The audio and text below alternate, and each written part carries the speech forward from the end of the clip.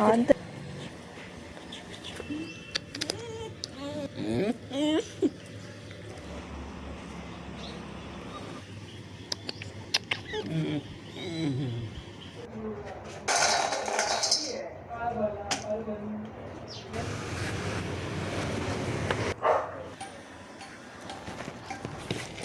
ആണല്ലേ ചോളമായോ തീനിയോട്ടി बट्टा का करी क्या हो गया